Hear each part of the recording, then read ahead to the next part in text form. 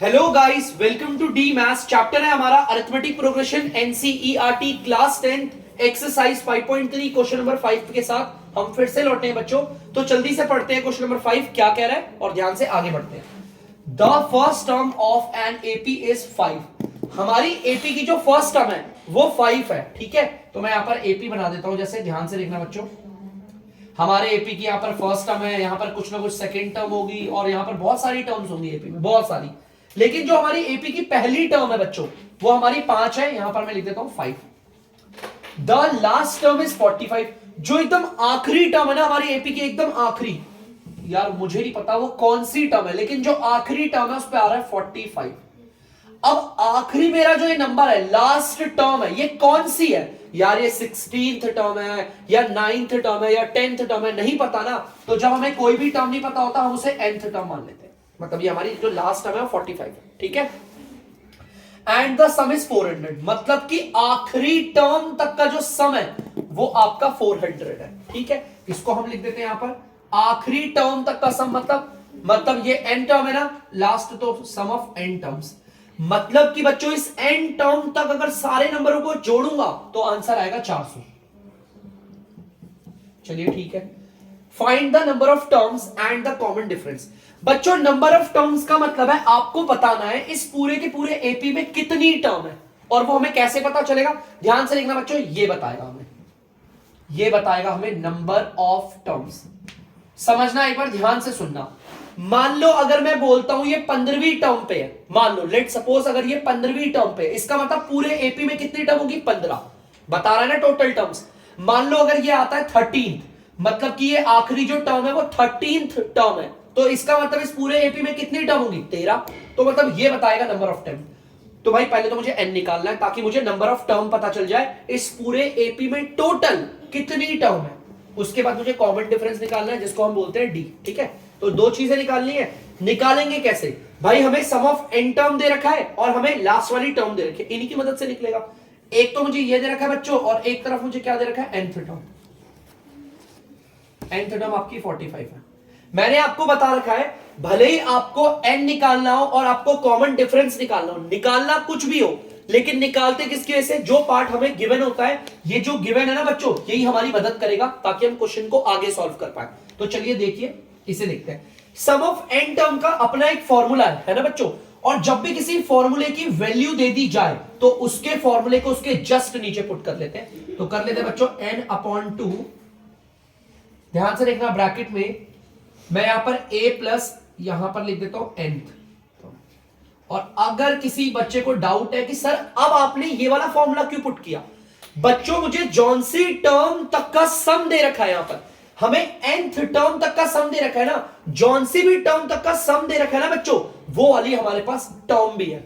यहां पर मुझे कौन सी टर्म तक का सम दिया है? nth टर्म तक जोड़ करके आएगा वो पता है, और मुझे वाली टर्म भी पता है जिस टर्म तक का सम हुआ है। ठीक है, तो इसीलिए मैंने वाला फॉर्मूला लगाया। देखो यहां पर 2 डिवाइड हो रहा है, उधर जाके मल्टीप्लाई होगा, तो पहले तो इसे मल्टीप्लाई करवा देता हूं मैं। देखो ये रहा, मल्टीप्लाई करवा दिया। ठीक है, यहां पर डिवाइड होता है, उधर जाके मल्टीप्लाई हो गया। n की जगह n आ गया, ब्रैकेट ओपन। आपको पता है a का मतलब होता है फर्स्ट टर्म जो कि 5 है हमारी, प्लस nth टर्म आपकी देख सकते हो 45 है। ठीक है, और यहां पर ब्रैकेट कर दिया क्लोज। अगर आप ध्यान से देखोगे बच्चों, इन्हें अगर जोड़ोगे तो आ जाएगा आपका 50 ब्रैकेट के अंदर, और ये आ गया इनको मल्टीप्लाई करके 800। ठीक है, ये आपको पता है 50 जो है ना वो n के साथ हो रहा है मल्टीप्लाई। अगर यहां पर मल्टीप्लाई हो रहा है, उधर जाकर क्या हो जाएगा? डिवाइड मतलब बच्चों नीचे चला जाएगा dr पे। देखो बच्चों नीचे आ गया dr पे। तो चलिए इसे काट लेते हैं। लास्ट की 0 से बच्चों लास्ट की 0 कट गई, नीचे है 5, ऊपर है आपका 80, दोनों 5 के टेबल से कट रहे हैं, ये 1 बारी पे और ये 16 बारी पे। तो हमारा n तो आ गया है आपका 16। तो n16 आ गया है, तो पहले मैं n16 लिख देता हूं। यहां पर बच्चों 16 आ गया है, तो मैं एक काम करता हूं, इसे मिटाकर यहां पर लिख देता हूं 16। मुझे पता चल गया बच्चों, मैंने बोला था ना यही बताएगा नंबर ऑफ टर्म्स। इस पूरे एपी में टोटल कितनी टर्म होंगी? 16 टर्म्स है इस पूरे एपी में। तो मैं यहां पर लिख भी देता हूं आंसर पे, there are 16 terms in AP.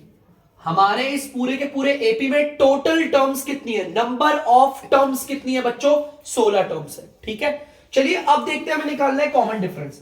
तो कॉमन डिफरेंस भी निकल जाएगा। अब कैसे निकलेगा, तो बच्चों हम यहां से निकाल लेते हैं, है ना, ये भी तो दे रखा है, इसका भी तो कुछ ना कुछ वो होगा, यूज होगा। तो इसको एक बार सॉल्व करते हैं। यार ये तो जनरल टर्म है, मतलब कि nth टर्म है। nth टर्म का फॉर्मूला होता है और उसकी वैल्यू दे रखी है। तो जिसका फॉर्मूला है उसकी वैल्यू दी है, उसके फॉर्मूले को नीचे पुट करते हैं, a plus n minus 1 d equal to 45। तो बच्चों यहां पर देखना ध्यान से, a की जगह पर क्या आएगा बच्चों, 5 आ जाएगा, प्लस n आपका निकल चुका है बच्चों, ध्यान से देखना, n आपने क्या निकाला है, 16 निकाला है, 16 माइनस 1, और d की जगह पे d आएगा बिकॉज वही हमें निकालना है। इसी d को बच्चों कहते हैं कॉमन डिफरेंस। ठीक है, तो यहां पर 5 आ गया, प्लस आपको पता है इसे सॉल्व करोगे तो 15d हो जाएगा। ध्यान से सुनना, 16 में से 1 माइनस करोगे 15 है पूरा, 15 को t से मल्टीप्लाई करोगे 15d आएगा। ये यहां पर प्लस का 5 है, उधर जाकर हो जाएगा आपका माइनस का 5। ये आ गया 15d इक्वल टू, ये आ गया 40।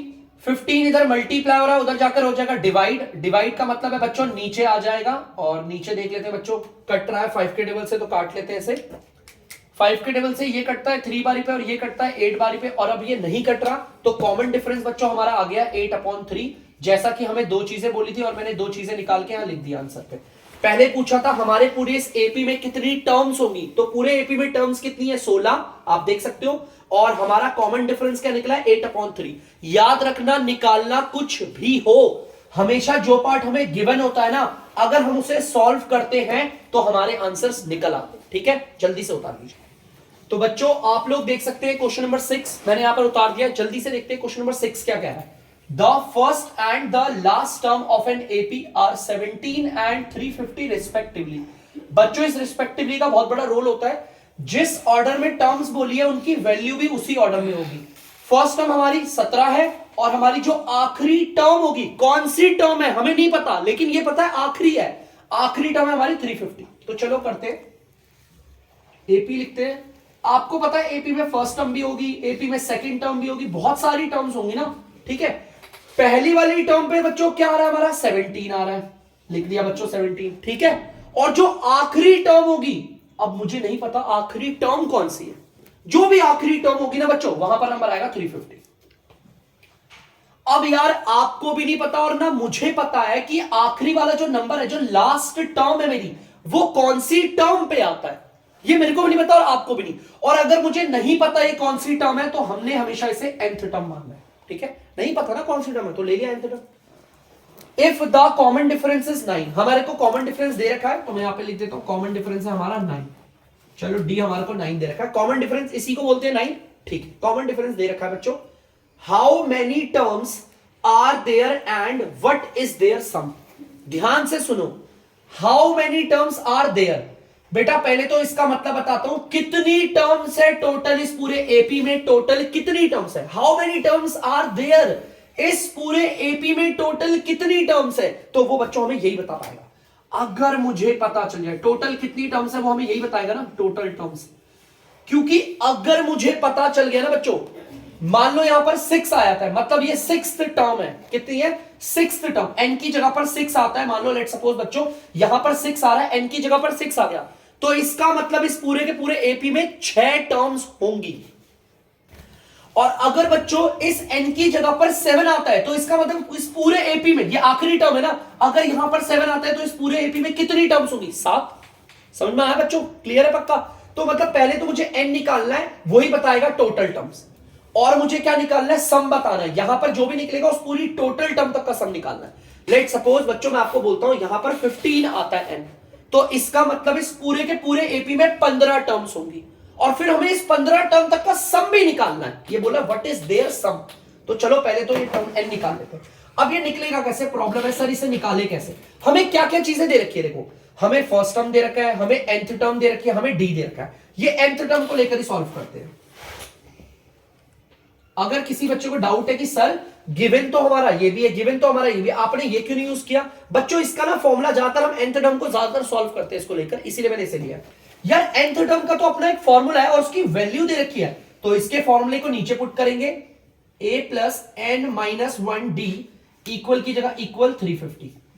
बच्चों ए हमारा फर्स्ट टर्म है, आप देख सकते हो 17, उसकी जगह 17, प्लस की जगह पर plus, bracket open n minus 1, D का मतलब होता है कॉमन डिफरेंस, जो कि हमें दे रखा है 9, मैंने 9 पुट कर दिया, 350। बच्चों इस 9 को खिसका के यहां ले आते हैं, ये 9 इधर आ गया, बाकी सब कुछ एज इट इज है, आप देखिए कुछ भी नहीं बदला है, 17 एज इट इज। ब्रैकेट के बाहर वाला ब्रैकेट के अंदर वालों से होता है मल्टीप्लाई, पहले 9 को n से करेंगे, उससे पहले इनके साइन को करते हैं बच्चों, प्लस प्लस, तो यहां पर आ जाएगा प्लस, 9 को n से करेंगे 9n, प्लस माइनस माइनस, 9 को 1 से करेंगे 9 आएगा, और ये आ गया 350। ध्यान से देखिएगा बच्चों, ये दोनों सॉल्व हो रहे हैं, ये 17 और ये माइनस का 9 सॉल्व हो रहे हैं, और आ जाएगा आपका पॉजिटिव 8 आएगा आंसर, और ये आ गया प्लस का 9n, इक्वल की जगह इक्वल, और ये आ गया 350। ठीक है, इसको और इसको सॉल्व करके ये आ गया। अब बच्चों 8 इधर प्लस का है, उधर जाकर हो जाएगा माइनस का, 350 माइनस 8, यहां पर आंसर आ जाएगा 342, और ये आ गया 9n। आपको पता है 9 इधर मल्टीप्लाई हो रहा है, उधर जाकर क्या होगा, उधर जाकर डिवाइड हो जाएगा, डिवाइड का मतलब होता है बच्चों नीचे dr पे आ जाएगा। ठीक है, तो देखते हैं 9 के टेबल से कट रहा है नहीं कट रहा, चेक कर लेते हैं। 9 4 जा 36, 9 या 27 और 7,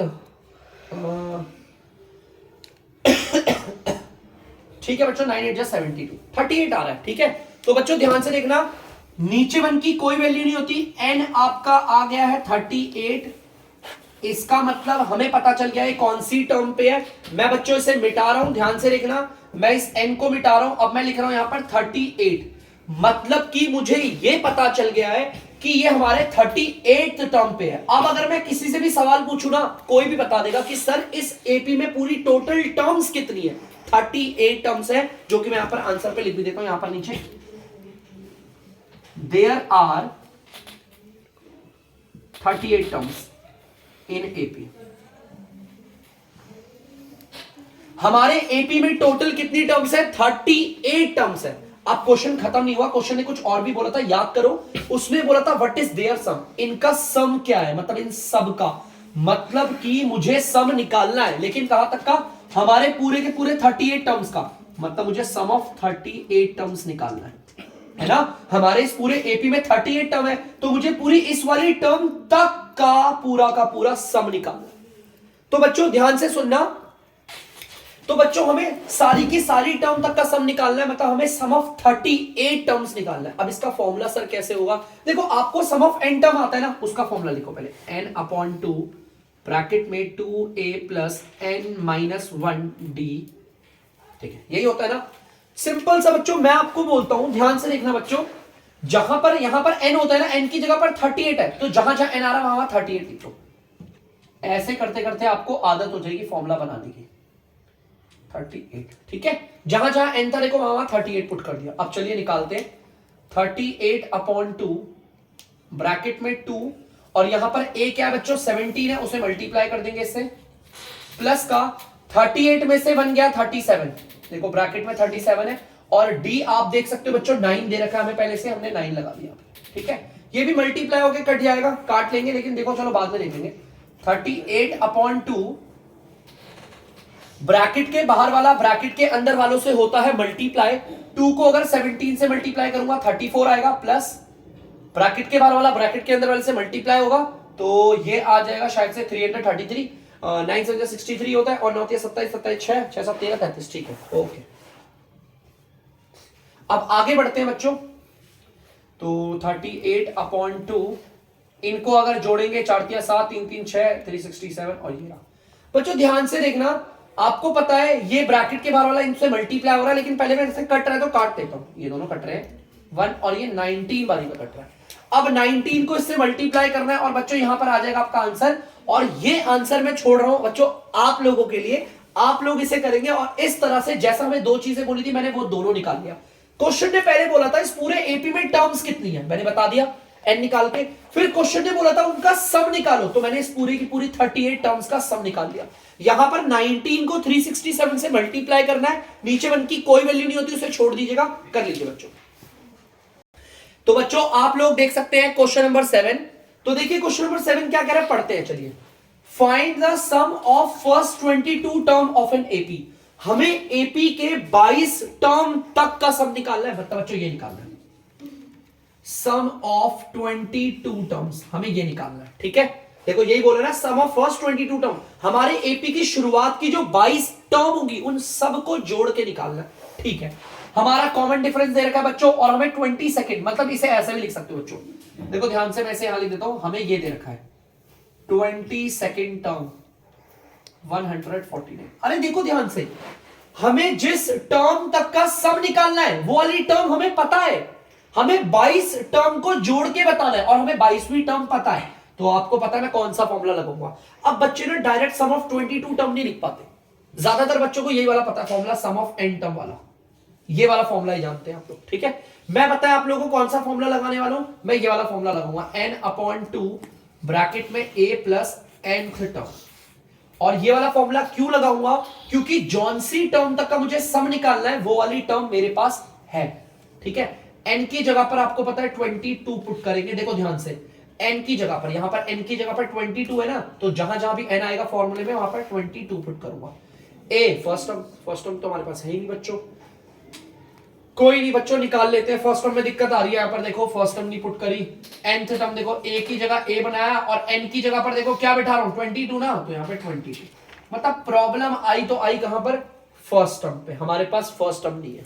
अब फर्स्ट टर्म कैसे निकालूं, फिर कंफ्यूजन, ये ऐसे नहीं दे रखा, जो भी गिवन होता है ना आपका, वो आपको कुछ ना कुछ रियल, कुछ ना कुछ उसका वर्क होता है।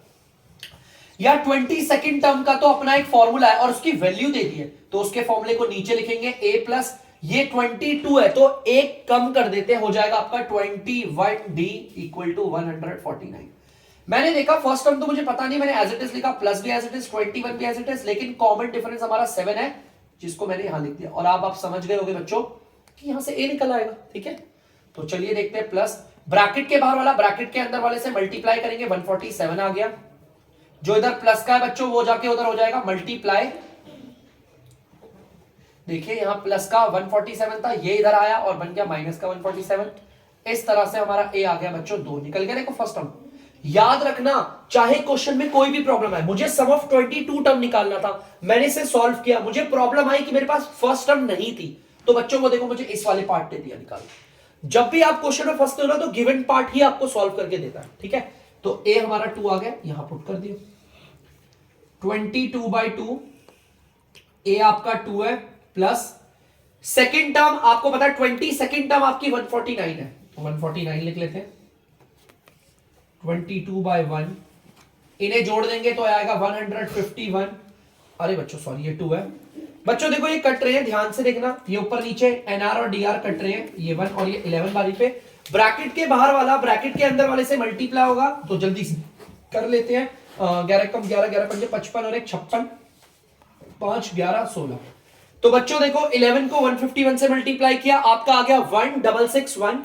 तो हमने पूरी की पूरी एपी में जो हमसे बोला था ना कि शुरुआत की 22 टर्म को जोड़कर क्या आएगा, तो हमारी 22 टर्म को जोड़कर आएगा 1661।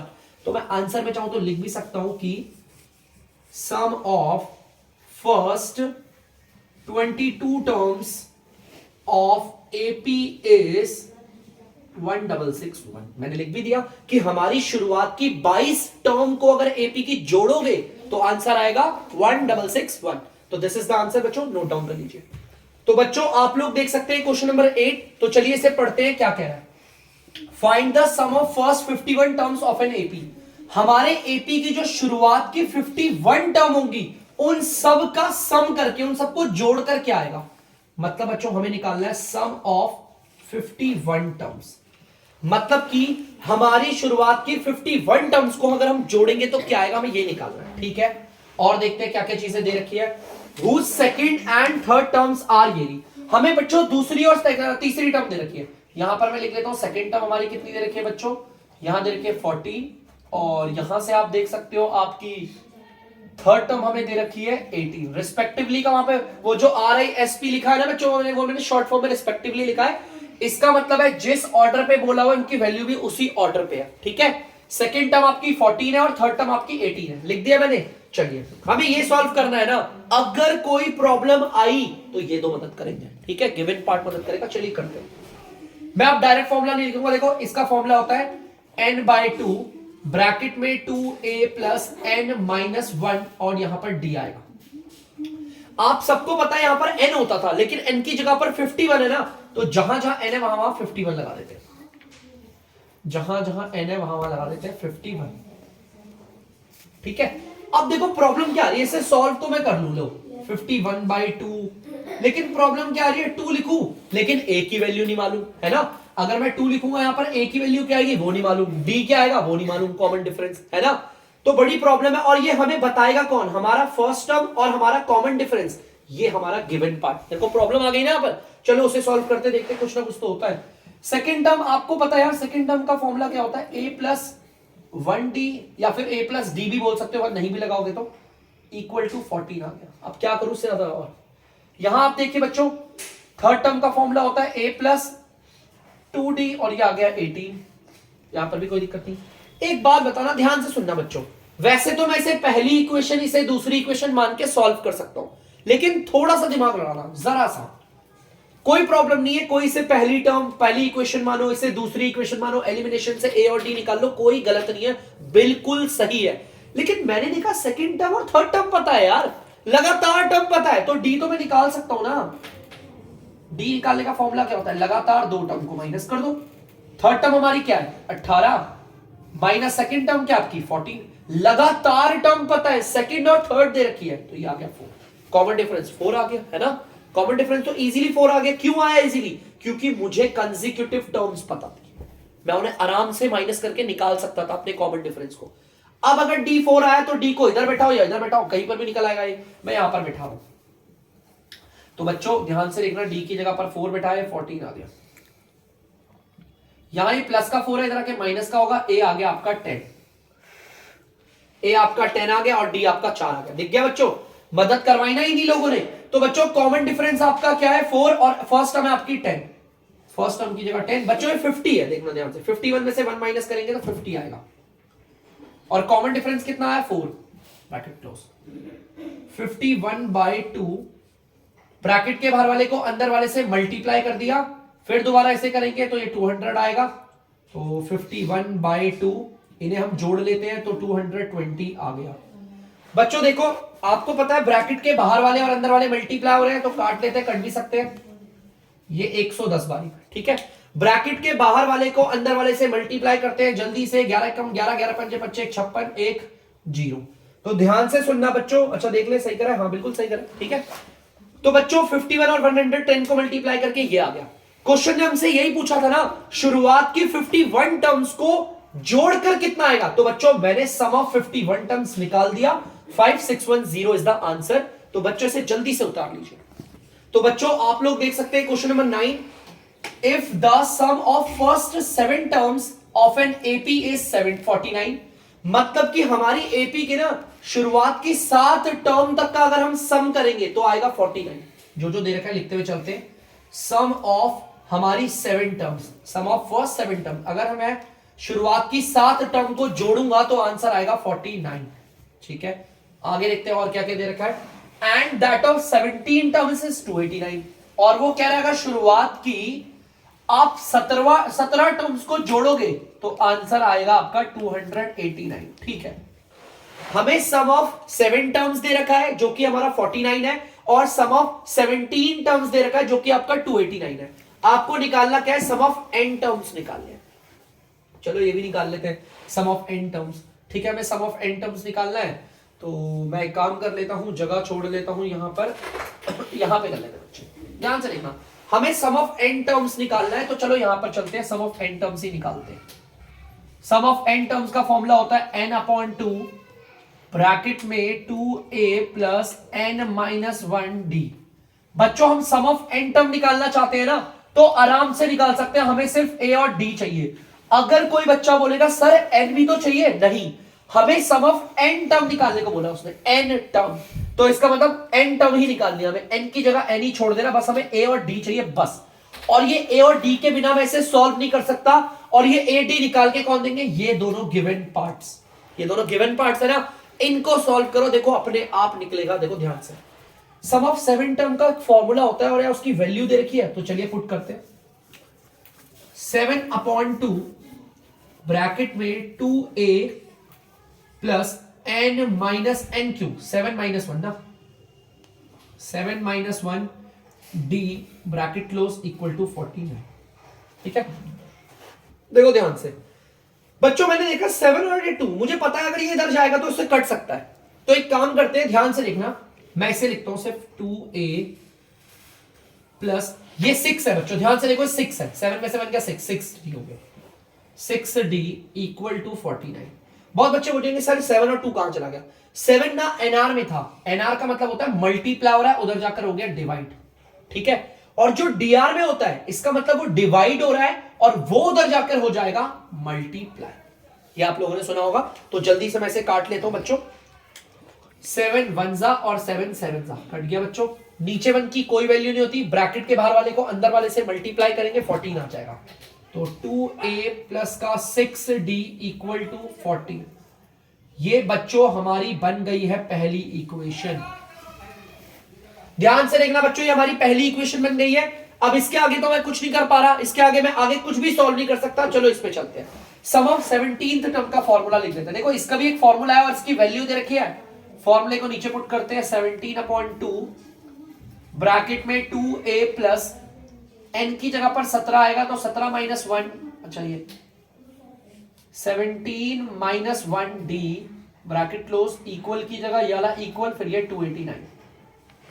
मैंने देखा 17 के टेबल में ये जाता है, 17 17 से 289 होता है, मैंने देखा कट सकता है तो उसे उधर भेजूंगा, बाकी सबको इधर 2a प्लस ये बच्चों 16 है, 17 में से 1 माइनस होगा 16 होगा ना, 16 को d से क्या करेंगे मल्टीप्लाई 289। बहुत अच्छे बोलेंगे सर ये कहां गया, सेम ऐसी 17 एनआर पे है तो इसका मतलब वो मल्टीप्लाई हो रहा है और यहां पर आ गया डीआर पे। ठीक है, और जो डीआर पे है मतलब नीचे है वो उधर जाकर हो जाएगा डिवाइड, सॉरी उधर जाके हो जाएगा मल्टीप्लाई, तो ये आ गया। ठीक है, चलिए इसे काटते हैं, ये दोनों 17 के टेबल से कट रहे हैं, 17 के टेबल से 17 बारी में और 17 के टेबल में 17 ही बारी में जा रहा है, तो 2a प्लस का 16d इक्वल टू नीचे 1 की कोई वैल्यू नहीं, 17 को 2 से मल्टीप्लाई करोगे 34 आएगा। ये बनके तैयार हो गई है बच्चों दूसरी इक्वेशन। अब यहां पर इन दोनों इक्वेशंस को सॉल्व करना है, तो जल्दी से मैं इसे सॉल्व करके दिखाता हूं बच्चों आप लोगों को। देखना बच्चों, मैं इसे बाय एलिमिनेशन मेथड करूंगा। ठीक है, by elimination method, elimination method में पहले दोनों इक्वेशंस को उतार लेते हैं। ठीक है, चलो मेरा क्वेश्चन ना, मेरा क्वेश्चन यहां तक था ये पूरा। ठीक है, अब मैं इसे एलिमिनेशन मेथड से कर रहा हूं, पहले तो मैं इन दोनों इक्वेशन को उतारूंगा, 2a प्लस का 6d इक्वल टू 14, ये रही हमारी पहली इक्वेशन। दूसरी इक्वेशन है 2a प्लस का 16d इक्वल टू 34, ये रही हमारी दूसरी इक्वेशन। मैंने अगर आपको बोला था या तो ये a वाले पूरे सेम हो, ठीक है, या तो फिर ये d वाले सेम हो।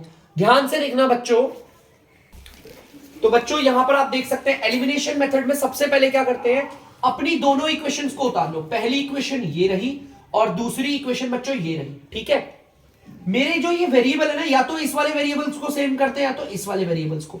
देखो बच्चों ये वाला वेरिएबल पहले से ही सेम है, अगर आपका ये वेरिएबल पूरा पूरा सेम है, देखो पूरी की पूरी टर्म सेम है, देखो यहां पर 2a है, यहां पर भी 2a है, और अगर ये सेम होते हैं तो बच्चों आपकी दोनों इक्वेशंस को आप हमेशा 1 से मल्टीप्लाई करना। और अगर केस ऐसा होता है कि सर ये वाला और ये वाला कोई भी सेम नहीं है, तो हम इन्हें सेम बनाते हैं यहां पर कुछ ना कुछ तरह से मल्टीप्लाई करके। ठीक है, ठीक है, देखो 1 से अगर इस पूरी इक्वेशन को मल्टीप्लाई करेंगे तो 2a प्लस का 6d इक्वल टू 14 सेम आएगा, 1 से मल्टीप्लाई होने पर सेम आ गया। इस नीचे वाले को भी 1 से मल्टीप्लाई करेंगे सेम आएगा, 2a प्लस का 16d इक्वल टू 34। नीचे वाले के बच्चों साइन चेंज हो जाएंगे, ये प्लस का है और ये भी प्लस का है। बच्चों देखो ये यहां पर प्लस का है तो ये बन गया माइनस, ये भी प्लस का है बन गया माइनस, ये भी प्लस का है बन गया माइनस, ये तो कट गया पूरा। 2a ऊपर प्लस का है, 2a नीचे माइनस का है। अगर हम इन्हें सॉल्व करेंगे तो माइनस का 10d आएगा और इसे सॉल्व करेंगे तो माइनस का आएगा 20। ठीक है, यहां पर माइनस का 10 हो रहा है मल्टीप्लाई, उधर जाकर होगा डिवाइड, डिवाइड का मतलब आता है बच्चों नीचे। तो चलिए बच्चों से काट लेते हैं, 0 से 0 कट गया, और एक मिनट बच्चों ये माइनस का साइन बनाना भूल गया था मैं, सॉरी, माइनस का 10 है, और आपको पता है माइनस के माइनस भी कट गया, माइनस के साइन से माइनस कट गया, तो इस तरीके से कॉमन डिफरेंस आ गया आपका 2। अब ये जो भी निकला है ना, इसे ना पुट दिस इन इक्वेशन। आप इसे कोई भी इक्वेशन पे बैठा सकते हो। आपका मन है पहली पे बैठाना तो पहली पे बैठाओ, दूसरी पे बैठाना तो दूसरी पे बैठाओ। मैं इसे बैठाना चाहता हूं पहली पे। तो चलिए बच्चों जल्दी से पहले पहली, देखो इसे पहली इक्वेशन पे बैठाना है ना, तो पहले तो हम पहली इक्वेशन को उतारेंगे, ठीक है। तो चलिए पहली इक्वेशन को उतार देते हैं, जो कि ये रही 2a + 6d = 14। ये रही देखो पहली इक्वेशन। अब इस पे d को कैसे बैठाएंगे, जहां पर भी d होगा वहां पर 2 पुट कर देते हैं। देखो ये d है, यहां पर 2 पुट कर दिया, ठीक है। तो 2a + 6 2 = 12 = 14। ये इधर प्लस का है, उधर जाके हो जाएगा माइनस का। ये देखिए माइनस का 12। 2a = यहां पर 2 आ गया, ब्रैकेट देखो यहां पर ये मल्टीप्लाई हो रहा है, उधर जाकर क्या हो जाएगा डिवाइड, मतलब कि dr पे आ गया। देखो dr पे आने से डिवाइड हो जाता है, ये कट जाएगा 2 के टेबल से 1 1 बारी पे। तो हमारा फर्स्ट टर्म आ गया 1, ठीक है। आप देख सकते हो फर्स्ट टर्म हमारी 1 आ गई है बच्चों। फर्स्ट टर्म आ गई है और कॉमन डिफरेंस आ गया। आपको सम ऑफ n टर्म निकालना है, बड़ी आराम से निकालेंगे। देखो ध्यान से, फर्स्ट टर्म हमारी 1 है और कॉमन डिफरेंस 2 है, मैं याद रखूंगा, ध्यान से देखना। n/2 की जगह n/2, ये 2 फर्स्ट टर्म आपकी 1 आई है, प्लस n-1 d आया आपका 2। तो चलिए करते हैं इसे, n/2 ब्रैकेट के बाहर वाला ब्रैकेट के अंदर वाले से मल्टीप्लाई। देखो पहले ना इस 2 को इधर खिसका देता हूं, मैं ज्यादातर क्वेश्चन ऐसे ही करवा रहा हूं आपको, तो इस वजह से देखो मैंने इधर खिसकाया और कुछ नहीं। n/2 2 प्लस, देखो ब्रैकेट के बाहर वाला ब्रैकेट के अंदर वालों से मल्टीप्लाई होगा, लेकिन पहले साइन को करेंगे, प्लस प्लस, ये प्लस आ गया। 2 को n से करेंगे 2n, प्लस माइनस माइनस, 2 को 1 से करेंगे आएगा 2। देखो बच्चों ब्रैकेट में 2 कट रहा है, ध्यान से देखना। यहां पर ये जो 2 है वो प्लस का, और यहां पर ये माइनस का, कैंसिल हो गया। तो यहां पर कुछ ये आ रहा है n/2 और ब्रैकेट के अंदर है 2n। देखो अभी और कट रहा है, 2 से 2 कट रहा है बच्चों, ये 2 से ये 2 कट गया, है ना। तो बाहर बचा n, अंदर भी बचा n। अगर n और n आपस में मल्टीप्लाई होंगे तो आ जाएगा n²। इसका मतलब मेरी पहली शुरुआत, देखो यहां पर सम ऑफ फर्स्ट n टर्म्स, यही बोला था ना निकालने को, सम ऑफ फर्स्ट n टर्म्स। अगर मैं सम ऑफ n टर्म्स निकालूंगा तो मेरा आंसर क्या आएगा, n का होल स्क्वायर। बहुत बच्चे सोचेंगे सर यहां पर आपने n की वैल्यू क्यों नहीं बताई, उसने मुझे बोला था कि सम ऑफ n टर्म्स ही निकालो, तो मैंने n की जगह सिर्फ n ही छोड़ा हुआ है, ठीक है। तो यही आंसर है इसका, जल्दी से उतार लीजिए। तो बच्चों आई होप आप लोगों ने क्वेश्चन उतार लिया होगा अच्छे से। तो प्लीज बच्चों अगर आप लोगों को डीमैथ्स की वीडियो पसंद आ रही है तो वीडियो को लाइक करें, शेयर करें और चैनल को करें सब्सक्राइब। बाय।